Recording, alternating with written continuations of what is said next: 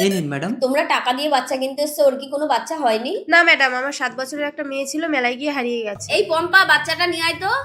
এই তো ম্যাডাম। মা, কে তোর মা? তিন্নি, এই তো আমার মেয়ে। আমার মেয়েকে আপনি কোথায় পেয়েছেন? এইটা তোমাদের মেয়ে? এই পম্পা, ওর মাকে ডাকতো। দীপা, ম্যাডাম ডাকছেন। হ্যাঁ দিদি। ওদিকে। মইনা, দীপা তুমি? মইনা তুমি কি পাগল হয়ে গেছো? আমি তোমার দীপা। ওরা সবাই চক্রান্ত করে আমার মেয়েকে কিডন্যাপ করিয়েছে।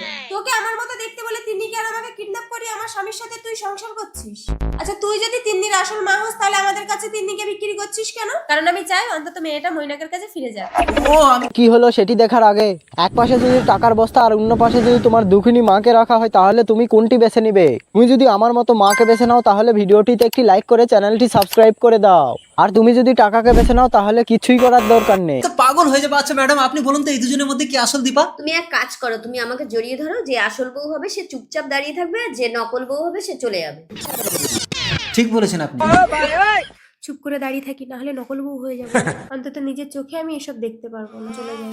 তার মানে তুমি আমার আসল দীপা? ভুল। প্রকৃত স্ত্রী কখনো নিজের স্বামী অন্য মেয়েকে জড়িয়ে ধরলে দাঁড়িয়ে দেখবে না।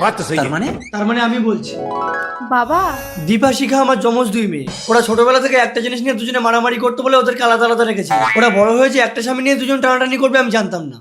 আপনার নামে কমপ্লেন আছে, আপনি শিশু পাচার করেন। আমি না স্যার, শিখা ওই মেয়েটাকে এখানে দিয়ে গেছিল। এই চলে এসো। শিখা? কমপ্লেনটা আমি করেছিলাম। আমি যখন স্বামী সন্তান ফিরে পেয়েছি ওকে ছেড়ে দিন স্যার।